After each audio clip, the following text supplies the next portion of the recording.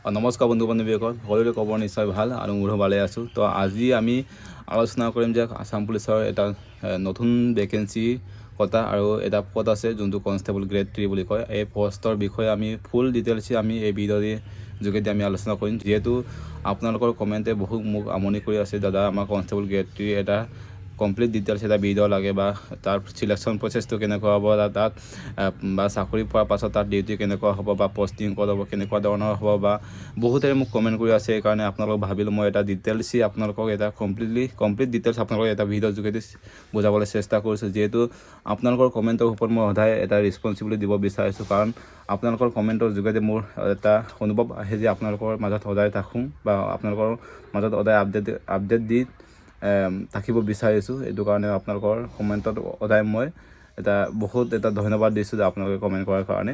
এতিয়া আমি পোনপ্ৰথমতে আমি আলোচনা কৰিম যে কমপ্লিট এটা ডিটেইলছ আমি ক'বলৈ গ'লে, এতিয়া পোনপ্ৰথমতে আমি ক'বলৈ গ'লে প্ৰথমতে আমাৰ ফিজিকেল হ'ব, ফিজিকেল হোৱাৰ পাছত আমাৰ মেডিকেল হ'ব, মেডিকেল হোৱাৰ পাছত যেতিয়া মই প্ৰথমতে পৰা কৈছোঁ, যিহেতু আপোনালোকৰ এপ্লাই কৰিব, এপ্লাই কৰাৰ পাছত যিহেতু আপোনালোকৰ নিজৰ ডিষ্ট্ৰিক্টত আপোনালোকক ধৰিবলৈ দিব।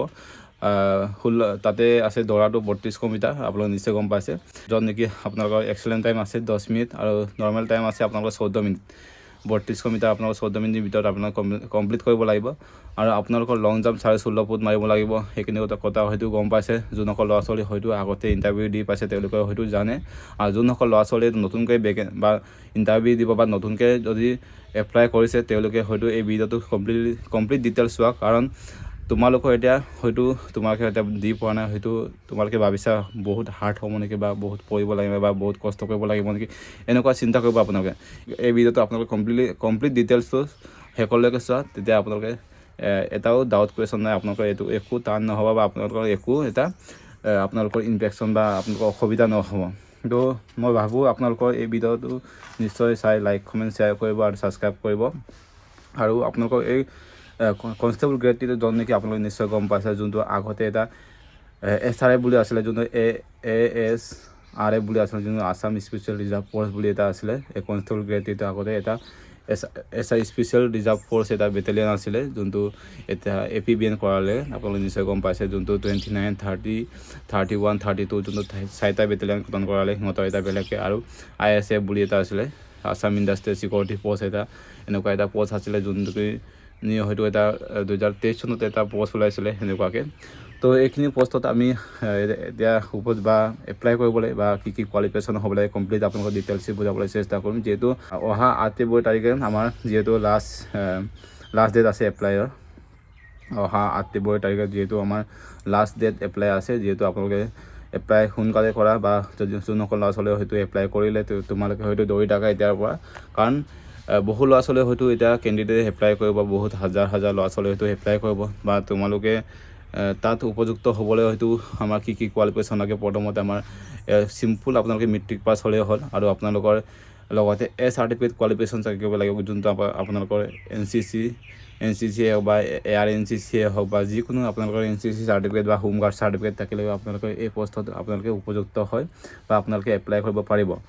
আৰু লগতে আপোনালোকে যেতিয়া এপ্লাই কৰিব তাত 32 মিটাৰ দৌৰিব লাগিব, লং জাম্প মাৰিব লাগিব।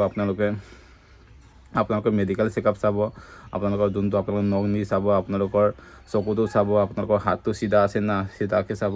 এইখিনি হয়তো নৰ্মেল এটা চেকআপ, এটা সাধাৰণ এটা আপোনালোকৰ ক'ৰবাত চিলোৱা ক'ৰবাত বেমাৰ আজাৰ, ক'ৰবাত ইনফেকশ্যন আগতে চিলোৱা আছে নেকি সেনেকুৱা চাব, এইবিলাক আপোনালোকক চাব। আৰু আপোনালোকক এইখিনি আপোনালোকক চোৱাৰ পাছত যেতিয়া কমপ্লিটলি আপোনালোকৰ মেডিকেল চেকআপ যদি আপোনালোকৰ পাছ হোৱাৰ লগে লগে আপোনালোকক এটা ডকুমেণ্টছ ভেৰিফিকেশ্যনলৈ আপোনালোকক লৈ যায়।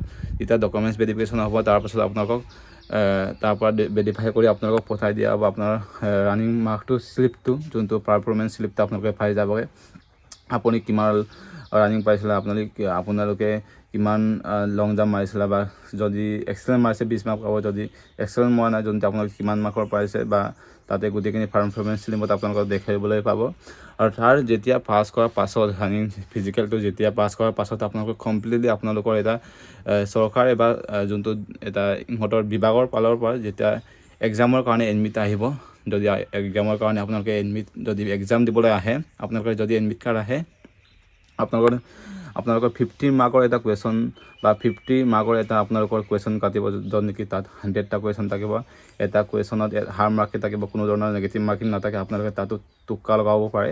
তো কোনো ধৰণৰ কথা যোনটো আপোনালোকে যোনটো কুৱেশ্যন আপোনালোকৰ ডাউট আছিলে বা জনা নাছিলে তাত টোক্কা মাৰিলে বা সন্দেহ দি দিলে হ'ল, কাৰণ কোনো ধৰণৰ তাত নেগেটিভ মাৰ্কিং নাই। এইটো কাৰণে আপোনালোকে তাত টোক্কা মাৰিব পাৰে।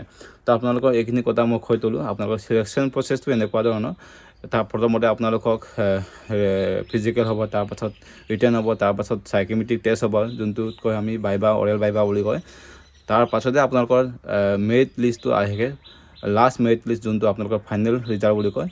তাৰ পাছতে আহে ভাইভাৰ পাছতে আহে। যদি আপোনালোকে ভাইভাৰ পাছত যদি আপোনালোকে চিলেক্ট, যদি মেৰিট লিষ্টৰ নাম হয়, আপোনালোকে কমপ্লিটলি আপোনালোকৰ চিলেক্ট হয়।